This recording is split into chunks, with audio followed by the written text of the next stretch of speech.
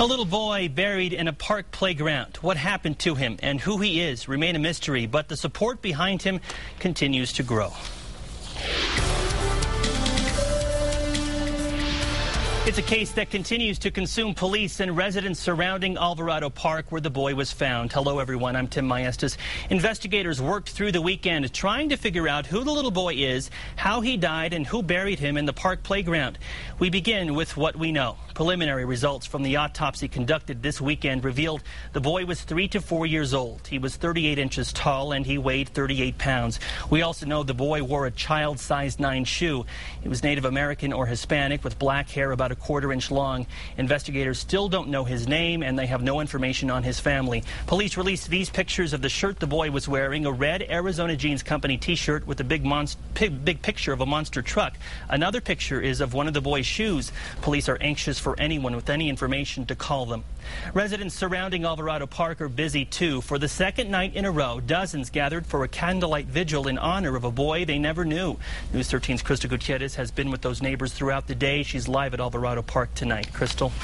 Well, Tim, behind me is the makeshift memorial for the little boy. It started underneath the playground equipment, but now it's more than double in size. As for tonight's vigil, it grew as well. Some came from around the neighborhood, others from across town to pray for the boy without a name. I mean, it's just the saddest thing I've ever heard in my life. A woman stumbles over a small shoe. Tiny discovery leads to a major investigation. The shoe belonged to a little boy no older than 5, left alone buried beneath the playground of Alvarado Park. 2 nights later, still no name, no sign of his family. Nobody's claiming him.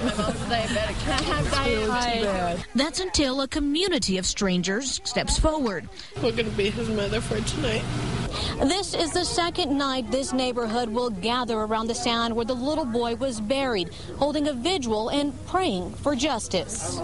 But lead us not into temptation. But neighbors say prayer is not enough. The boy buried in the cold sand deserves more. Thank you so much. Have a nice day. 2 local funeral homes are offering free burial plots and free services, but the cost of the casket is still needed.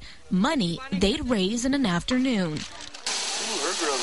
One by one, food donations began pouring in Sunday morning for a cookout fundraiser organized less than 24 hours ago. All of the food was free, given by neighbors, local restaurants, and stores. But the food donations wouldn't mean much if people didn't come. But they did. Thank you, sir. God bless you, sir. By the hundreds, some coming from across the city, others had to drive a little bit further. How far did you guys drive? It's 100 miles from our house. 2 nights ago, the mystery boy was left alone in this park. We still don't know where his family is and if they're crying for him. But tonight, tears will fall for the boy without a name from the eyes of strangers. This is senseless. It's awful for what happened to him. The boy, some now call the angel of Alvarado Park. Well, we all know he's up in heaven. I just feel really bad about this poor little kid.